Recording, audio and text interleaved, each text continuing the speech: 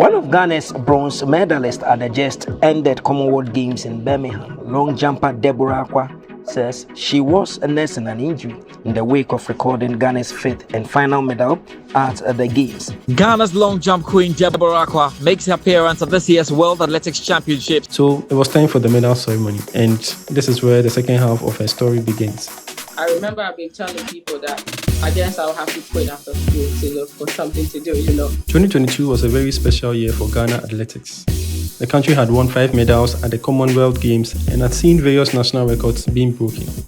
The major highlight, however, was Deborah Acquah, who set a new national record for long jump whilst injured with her Achilles. However, 2 years later, this promising athlete is on the verge of quitting athletics altogether. Let's talk about your career in general. How would you describe it?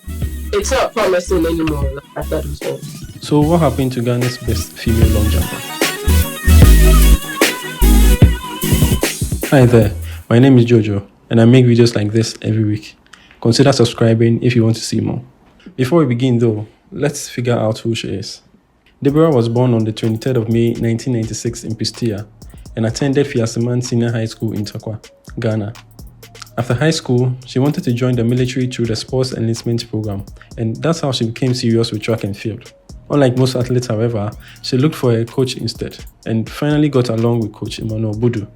She later got admission to the Texas A&M University in the USA through an athletics scholarship. As expected, she competed for the school in various NCAA and Texas meet events, and eventually qualified for the World Athletics Championships in Eugene, Oregon. Ghana's long jump queen Deborah Acquah makes her appearance at this year's World Athletics Championships on Saturday at 7 p.m. Ghana time. Earlier in 2022, after she set the first national long jump record during the Texas Dual Meet as a final year student, she had an interview with Fincho Tahiru, a Ghanaian sports journalist, where she said she will quit athletics after school if she does not get the required support she needs. When the collegiate season is over, what kind of support do you need to be able to stay fit? I remember I've been telling people that I guess I'll have to quit after school to look for something to do, because I will not be in any scholarship and I can't depend on what I have right now, Yeah, so if I can get any form of support from anybody, like I don't mind. If I get the support, then I'll still be training for it. But if not, then I don't know how I'm gonna make it. Wow. But any form of support from anywhere, I'm still in. But if not, then yeah, because I can't be working and then be practicing at the same time. It's not, it's really hard. Of course, well-meaning Ghanaians, including the then president of the Ghana Athletics Association, Ben Nunu Mensah, did advise her not to take such a decision. Now we know a bit about her, let's figure out what happened to her. In July 2022, Deborah, along with other athletes, represented Ghana at the World Athletics Championship in Eugene, Oregon, and at this point, she was done with school and was no longer competing for Texas A&M University. However, whilst competing at the World Championships, Deborah injured her Achilles. It's worth noting that she did not leave school with an injury, as it's standard practice for student athletes to be treated before they finally left school if they were injured. So after school, the school will make sure that if we want to know if you have injuries, and they will want to treat it before, before you're done. Now, since the injury occurred out of school, she was responsible for herself, so she began treatment and rehab by herself, whilst preparing for the next competition. And by the way, the GAA was aware of her injury, but no support came. She struggled with self-care whilst preparing for major competitions and had to pay various sums of money out of pocket to treat her injury.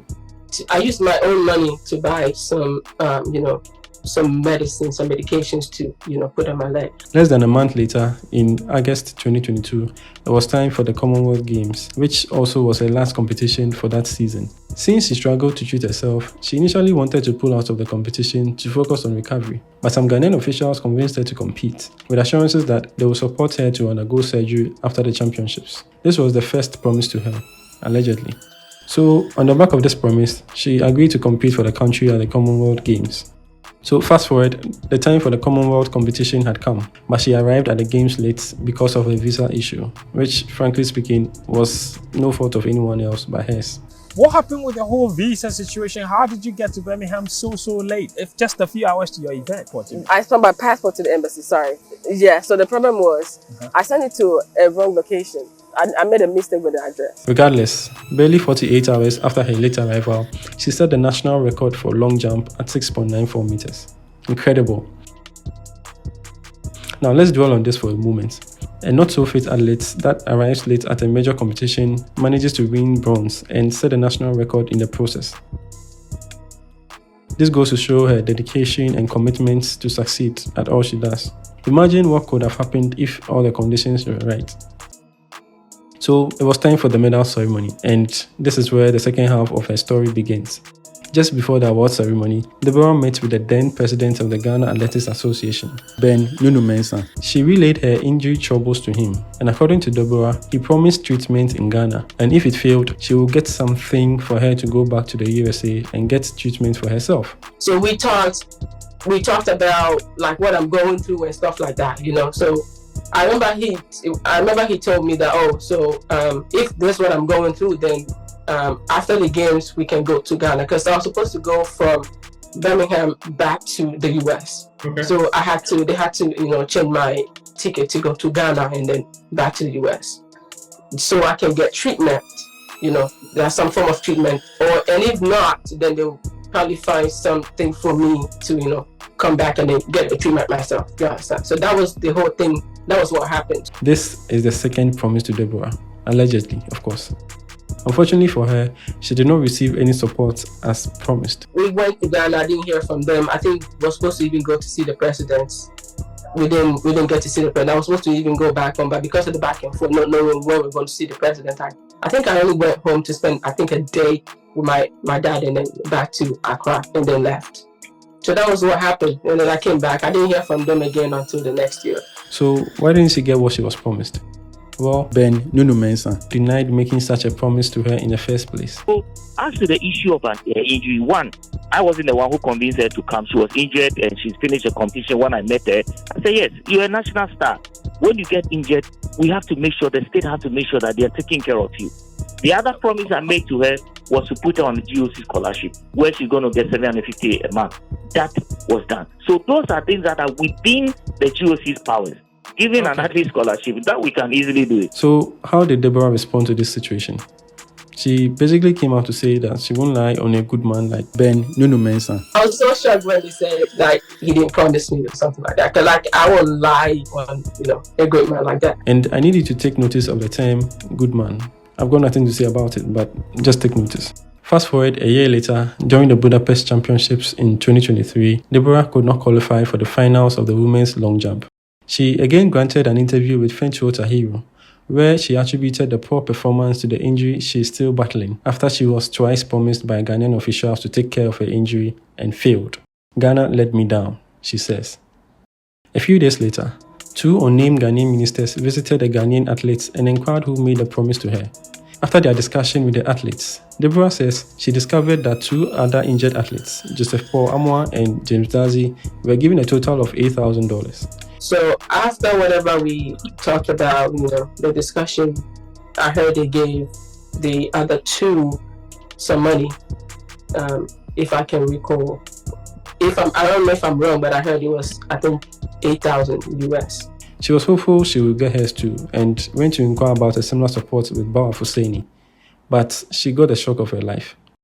And then, to be honest, he said, no, because I'm not going to get the money because I got injured when I was in school. So then I was so I was down. Like I wasn't expecting that from them. So I was so shocked. Now let's get this straight. Deborah was not injured in school, else her school would have taken care of it, as previously established. What's also surprising is the fact that the other athletes were injured in school, unlike Deborah. Jacob got injured that year. Dad was also in school, so he also got injured whilst he was in school, because I remember his season was really tough, stuff like that. So ideally their schools were supposed to take care of them, right? So how were they giving monetary support? And even more worrying, why on earth was Deborah skipped? So what happened? Why me? Even if she was injured in school, shouldn't she be treated regardless? This is indeed shocking. In an attempt to answer these questions, Coach Andrew Owusu, who was one of the trainers assigned to Team Ghana at the Budapest Championships, allegedly had this to say. Coach Andrew came around and said, they said it's because it was the GOC, which is Mr. Nene Mensah, that promised me that money. So they were going back home to ask him about it. And if it was true that he promised me the money, then he'll be the one to give me money or something like that. Now, let's assume without admitting no promise was made. Why didn't she get help regardless? Is she not a Ghanaian athlete representing Ghana? A medaled athlete for that matter? A national record holder for that matter? Is she not entitled to any form of support? Is that how we treat our athletes? It's common practice all over the world that if an athlete representing a country is injured, the athlete gets treated by the state. It's as simple as that. That treatment or support should not be dependent on whatever promise someone else had made to the athlete. And just like saying you won't feed your son for a day because his uncle promised to give him a treat. As disappointing as that neglect felt, her woes were not over. Since she wasn't getting the support she needed, she got in touch with her coach from university for help.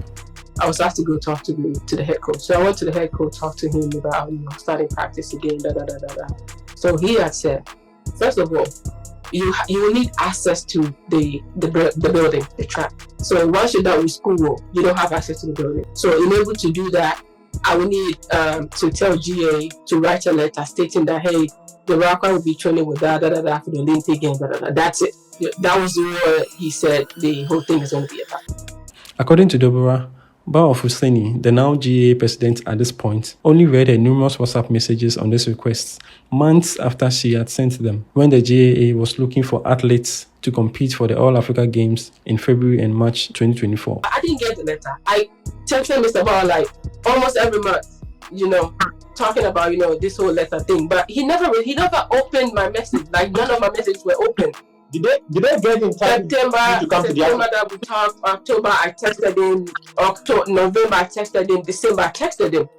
He never opened my message until January when I heard that the minister was asking for, the people that are going to compete at the African Games. That was when Mr. Ba opened my message, asking about what I want the letter to be about, or what the letter should look like. You won't spend to take care of your athlete, and at the same time, you won't enable an alternative for her. What's the Ghana Athletics Association's ultimate motive? Are they for or against the athletes? To make matters worse, when Bawa Fuseni was asked about Deborah's injury, his response was rather cold. If I were her, I would have used that part of that money for the Olympics or the Olympic scholarship to also try and see whether I can use it to treat myself. I'm being frank here. If I am a professional athlete, I will not wait, or if I get injured for 2-3 years, I will not wait and sit down for somebody to come and help me treat myself. I must add that Deborah did not sit down idle waiting on the GAA to come to her aid. She had a manager after the Commonwealth Games and they sought to get a contract signed, but it just didn't work out the way they thought it would. I even got a manager who decided to manage me, and we were even thinking that we're going to get contract and stuff like that, but then it didn't work out. So I wasn't solely, focusing on them to give me the help. I was also doing something, to support myself, but it just didn't work. In August 2023, a Deputy Minister for Youth and Sports, Evans Bobby Opoku, did say that the ministry will consider making funds available for her treatment. However, 8 months later, in May 2024, when this interview was held, such support is yet to arrive. So, why is all this happening to Deborah? Well, Deborah believes that all of these things are happening to her because of the second interview she granted with Fento, where she did mention that the country had not honored the promises that it made her. I have no idea. So, to me, I don't know, but this whole thing had to do with the interview that I did, where I said stuff. So, where is Deborah now? Deborah is currently in the USA, and as at the time of this video, she is unemployed and still nursing her injury. Currently, life is very tough for Deborah in the USA. She is currently on a P1 visa, which is a visa for internationally recognized athletes, and allows her to move in and out of the country and return, but she is unable to work with it. To do so, she will need an H1B1 visa from an employer, and she's having a hard time finding a job that will sponsor her H1B1 visa. As at the time of making this video, she is in the loop of nursing her injury by herself, finding a job that will sponsor her H1B visa, and volunteering. That's how a national record holder in high jump who is still in her prime lives. Does Deborah feel sidelined by the GAA? Do you feel you've been cashiered or sidelined by Ghana Captain? I would say yes. Yes, a big yes. Yeah. Although she feels sidelined, she loves her country so much that she rejected an opportunity to represent another country. But telling him that, hey, so with this whole thing going on, if an athlete from Ghana decides to naturalize for like a different country, like, are they gonna be a barrier?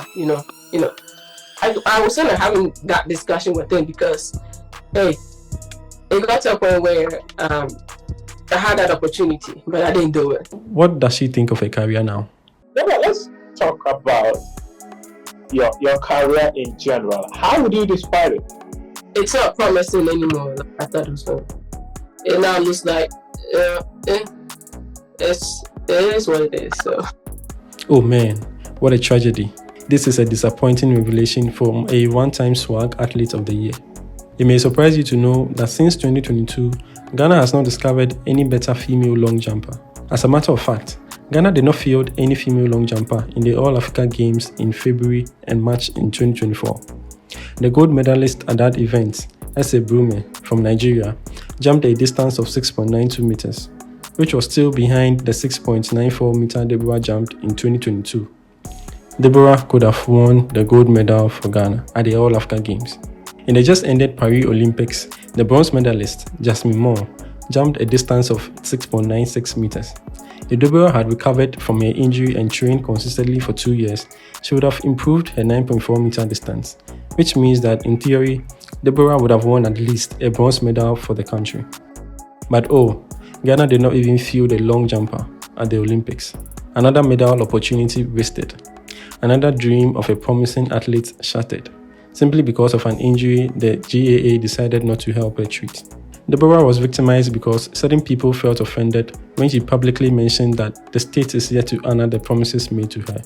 So why then do we bash athletes when they don't perform? Really? It's unbelievable that the weapon functioned against these athletes are the same organizations that are meant to protect them. I thought Matabisa's story was sad until I chanced on Deborah's. This further shows the lack of deliberate planning and organization among Ghana's sports federations. At this point, after over 60 years of regulating sporting activities, the Ghana Athletics Association, the Ghana Olympic Committee, the National Sports Authority, and to a large extent, the Ministry for Youth and Sports should have had a clear policy on how injured athletes are taken care of. If you're a young Ghanaian athlete watching this, I hope you pick some key lessons to advise yourself with. I thought without us, they won't be there. But then I was made to understand that without us, they will still be there. So the only thing is just to put us first. There are a number of articles on this story on the web, but I referenced a lot of this story from an interview Muftawu Abdulai made with Deborah in May 2024. She goes deep into her personal life, career choices, and provides more insights about herself and the struggles she goes through that I did not cover here. So if you want to know more about Deborah, I will link that interview in the description box. It's a worthy watch. And as usual, let me know what you make of this story. Also, if you enjoy videos like this, you definitely enjoy the video I did on the mysterious disappearance of Ghana's Olympic gold medalist. As always, like, share and subscribe.